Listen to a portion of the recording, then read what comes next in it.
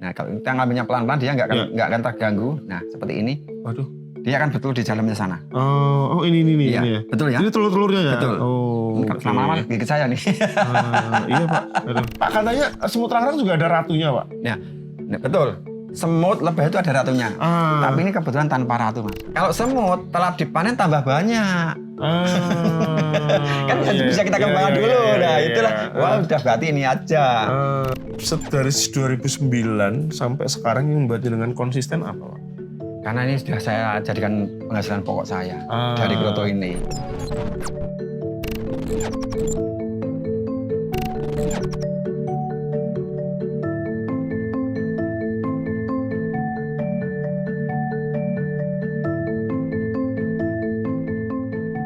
Sobat Culture, hari ini saya ada di Godean, ada di peternakan semut yang bisa dikatakan semut mahal, terutama telur-telurnya atau kroto. Kita akan ngobrol dengan Pak Widodo, dia dari 2009 sampai sekarang konsisten beternak kroto. Nah, ini dia orangnya. Selamat pagi, Pak Widodo. Mas. Ya, ini sedang ngapain Pak Widodo? Kita lagi ngasih minum semut. Semut itu juga Pagi ya? juga kasih minum. Oh, dikasih minum? Seperti yang punya. Minum kopi dulu. Minum kopi dulu. Ini dia dikasih minum? Ini air gula. Air gula? Air gula. Oh, sama yang punya ya? Sama yang punya. Suka yang manis ya? Betul. Gitu. Tapi selain minum, ini dikasih makan juga nggak? Ada. Sebetulnya ini makanannya serangga Mas. Bisa jangkrik, belalang, ulat Hongkong itu boleh. Memang makannya serangga. Oh, itu dalam kondisi hidup? Hidup. Itu dikasih makan pagi juga atau ada waktu makan sendiri kalau mereka? Makannya 3 hari sekali. 3 hari sekali? Setiap 3 hari sekali. Kalau minum, habis tambah nggak boleh kering. Wih, kok ngirit ya? Iya, sangat ngirit. Ini berarti semut rangrang ya? Semut ngangrang. Kalau di bahasa di Godean itu ngangrang.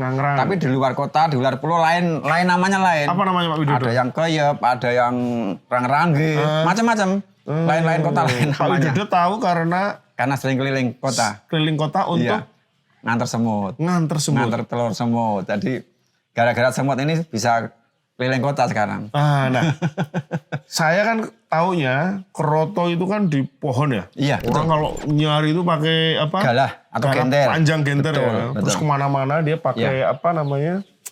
Kok yang buat nasi itu? Iya, kukusan. Kukusan itu ya. Sebetulnya itu juga salah satu ekonomi ekonomi kreatif. Cuman kita capek Mas. Harus keliling 1 kilo hari ini, besok 2 kilo, besok jalan terus. Iya, karena hari ini hari ini panen, makin ada lagi 2 minggu lagi baru bisa dipanen lagi. Gitulah. Keuntungan ini setiap saat bisa dipanen. Oke, sebelum mengarah ke soal bagaimana budidaya Pak. Saya penasaran, harga kroto itu semahal apa sih? Sebetulnya relatif Mas. Kalau harga kroto itu lain daerah lain-lain. Kalau sekarang ini karena ini mendekati musim hujan, biasanya ini mahal. Ini kisaran 300.000 per 1 kilonya. Per 1 kilo? Iya. Oh, itu telurnya saja? Telurnya. Telurnya untuk bisa pakan burung, umpan memancing. Ada juga sebagian yang buat kuliner, tapi ini masih langka. Kuliner? Iya. Apa tuh sup kroto? Bisa sup kroto atau pepes kroto. Oh serius? Ada beneran? Betul. Kalau ini di Riyadh, ini dibuat semacam bakwan. Semacam, apa ya, bakwan itu nama apa ya? Nama bakwan lah. Di mana? Di Riyadh. Oh Riyadh. Iya, karena ada permintaan ke sana juga. Oh. Gitu. Bakwan. Seperti bakwan lah, mirip seperti itu. Ya? Tapi digoreng ya? Iya, ada unsur krotonya. Ini ada apa? Kan 300.000 ya Pak? Betul. Biasanya itu pelanggan-pelanggan Bapak, dia untuk makan burung apa Pak? Biasanya burung berkicau. Burung berkicau? Iya, semua burung berkicau. Ada murai, ada cakrowo. Nah sekarang ada juga yang hanya iseng-iseng pengen punya burung, misalnya burungnya burung perenjak atau burung yang kecil itu tapi yang berkicau. Kalau yang punyanya itu sayang, yang punyanya itu seneng, pasti dikasih kroto. Walaupun mahal, dia akan beli buat burung kesayangan. Karena kesayangan ya. Karena burung kesayangan, hobi. Entah itu jenis perenjak atau jenis murai atau jenis yang paling mahal sekalipun kalau dia suka pasti akan beli kroto. Kroto ini artinya untuk level makanan burung, kan makanan burung banyak ya Pak ya? Betul. Ini kan proteinnya ya. Ya, protein gitu. Terus di bawahnya kan ada tadi jangkrik juga, Iya. ada ulat dan sebagainya. Betul. Ini dia berposisi paling atas atau? Kalau kroto itu biasanya levelnya paling tinggi, paling atas. Jadi kalau burung-burung yang harganya mahal, pasti yang dicari kroto dulu. Baru ada jangkrik, ada yang lain. Ini pasti nomor 1. Ini makanan istimewanya Istimewa, ya. betul. Artinya kalau orang itu dia tidak katakanlah mau repot melihara ya beli aja. Yang sudah jadi ya. Yang udah jadi. Tinggal telepon, telurnya. kita panenkan. Tapi kalau misalnya dia pingin juga budidaya itu juga bisa ya. Oh, sangat bisa. Ini gimana Pak sih siklusnya semut rang-rang? Saya ngomongnya rang-rang ya. Iya, boleh. Rang-rang. Siklusnya tetap sama seperti ternak yang lain. Ada bertelur, ada mati, ada muda, ada tua seperti itu. Jadi nanti ini bertelur seperti ini, Mas. Nah, ini bertelur seperti ini. Ini kan lengket ini. Ini media ini dilem sama mejanya. Ini yang lem juga semutnya. Kuat. Iya kan? Iya. Nanti dia bertelurnya ada di sini, di dalam-dalamnya sini. Nah, kalau kita ngambilnya pelan-pelan dia nggak akan terganggu. Nah, seperti ini. Waduh. Dia akan betul di dalamnya sana. Oh, ini iya, ini ya. Betul ya. Ini telur-telurnya ya. Betul. Oh. Lama-lama gigit saya nih. Iya Pak. Aduh. Lumayan loh Pak. Pedes-pedes gimana itu kan. Itu kalau yang di pohon. Ini juga gigit tapi nggak sesakit yang di pohon. Ini gigit semua. Ini jenisnya beda atau karena apa Pak? Sebetulnya sama. Teman ini udah ternakan, udah jinak. Oh, karena mungkin di sana makanannya itu macam-macam ya, liar ya. Betul. Ya ini air liurnya berarti nih. Air liur semut. Dia jadikan sarangnya. Betul. Nah, Pak katanya semut rang-rang juga ada ratunya Pak. Ya. Nah, betul. Semut lebah itu ada ratunya. Tapi ini kebetulan tanpa ratu, Mas. Tanpa ratu? Tanpa ratu. Oh. Jadi itu bisa? Bisa. Jadi gini. Nanti kalau kawan-kawan melihat tutorial di media sosial ya. Ada yang makan ternak semut kroto harus pakai ratu. Itu harus jeli membacanya. Dan dibaca sampai selesai. Apa sih maksudnya dia mengatakan seperti itu? Karena orang jualan itu pintar-pintar, Mas. Satu sisi punya saya tidak pakai ratu. Ini kan bertentangan. Satu ada yang mengatakan ternak pakai ratu, sebetulnya saya pun tidak. Nah ini kan bertentangan. Ini yang benar siapa? Semua benar, Mas. Nyari uang di media semua benar. Saya tidak akan menyalahkan si A, si B, si C. Karena saya juga tidak mau disalahkan. Tapi dibaca dulu. Biasanya kalau dibaca sampai selesai ujung-ujung kan dia mau jual ratu, Mas. Mau jual ratunya. Di sini memang nggak jual ratu ya. Jual. Kita kasih kalau mau. Nggak usah bayar. Bapak punya cara tersendiri ya. Iya. Maksudnya beternak ini tidak dengan ratu. Betul. Karena ratunya Bapak bukan. Atau gimana? Maksudnya logikanya kan tadi ada ya lebah atau apa itu kan mereka bekerja untuk ratu ya. Nah kalau ini bagaimana? Jadi kuncinya satu, Mas. Yang penting jumlah semuanya banyak, telurnya pasti banyak. Nah, kalau bicara ratu biasanya nanti bisa 2 hari, Mas. Karena ini harus praktek kan. Kita harus ngambil dari alam. Kita buktikan yang kondisi di alam. Kita cari sarang burung, sarang apa namanya? Semut. Yang besar, yang pohon itu, yang ada daun. Kita potong, nanti kita bongkar di bawah. Kita cek ratunya ada enggak. Tapi kalau kroto tak jamin banyak. Nah, pertanyaannya, ini yang dicari ratu apa kroto? Kan orang cari kroto kan, Mas.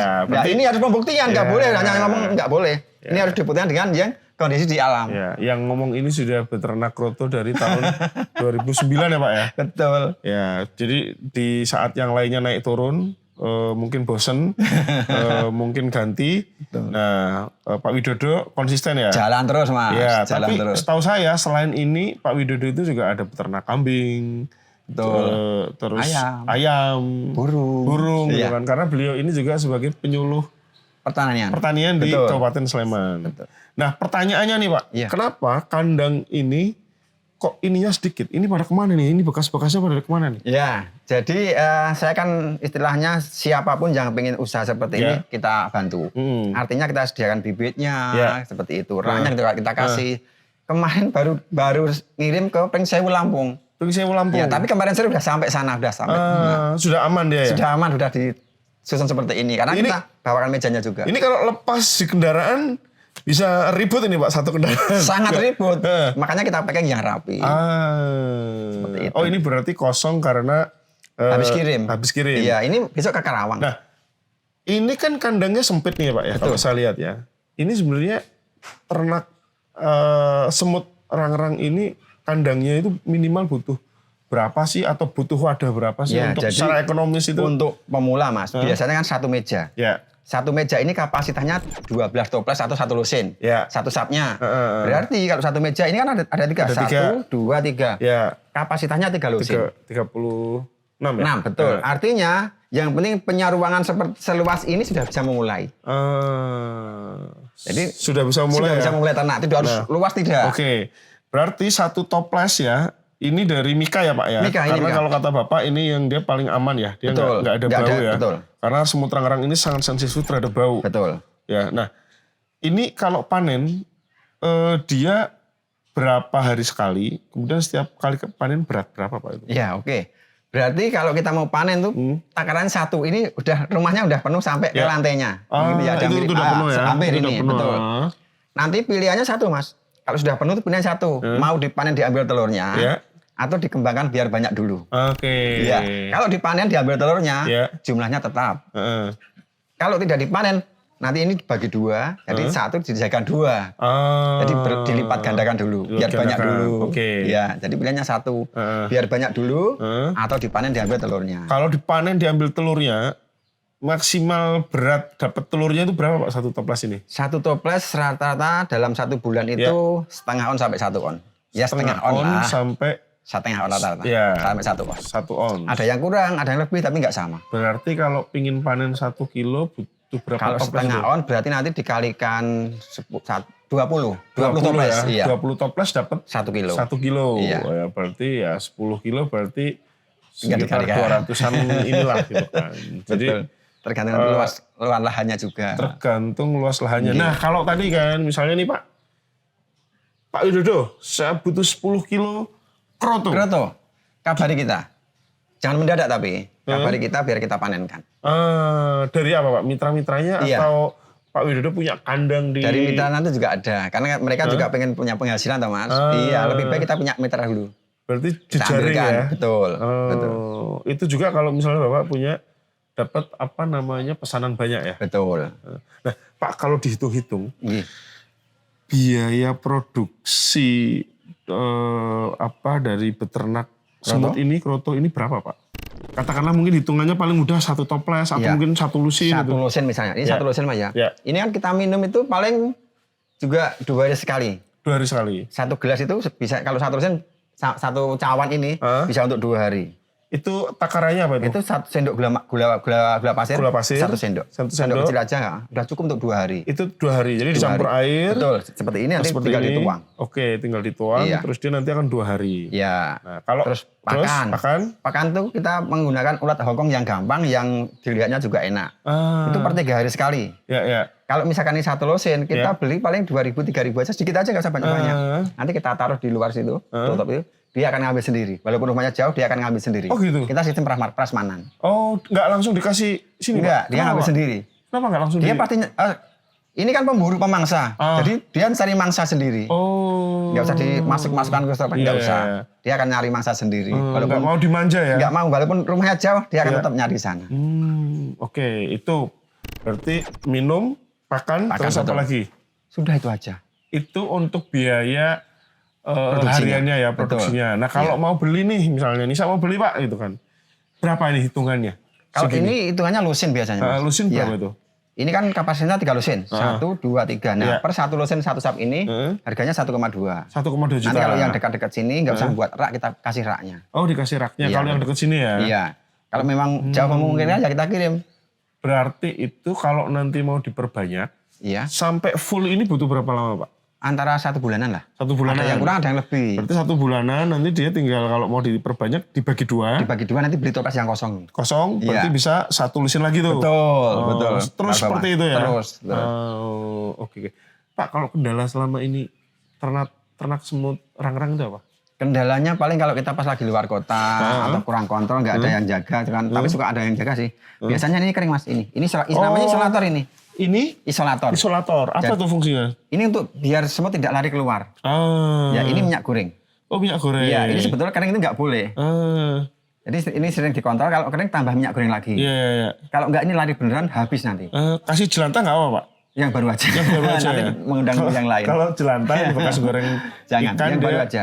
Oke. Nah terus kalau misalkan ini kering, tapi makan minum masih ada, biasanya juga nggak lari.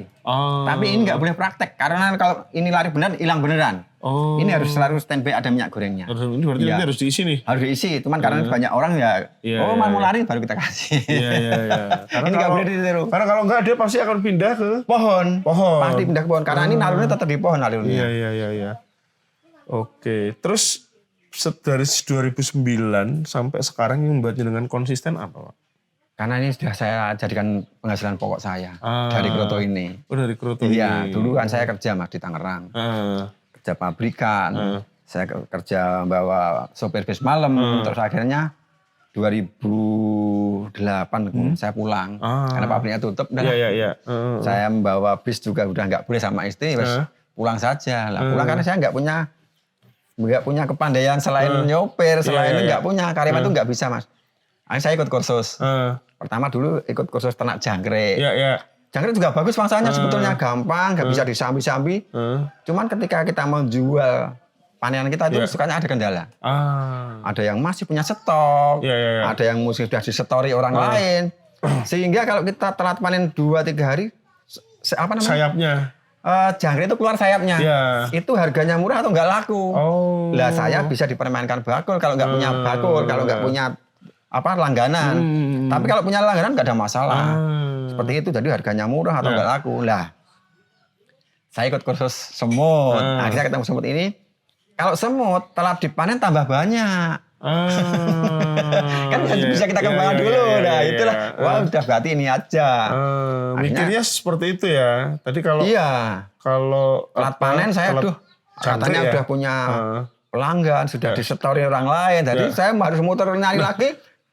Sehari belum tentu ketemu bakal saya. Berarti kalau pasar tadi kan jangkrik ya, Bapak mengalami seperti itu ya, di permen tengkolak, terus yang ternak mungkin juga banyak. Nah kalau ini berarti pemasarannya ada kendala nggak? Kalau ini justru hari ini misalkan kita jual ke tukang pangan burung satu, si A misalnya.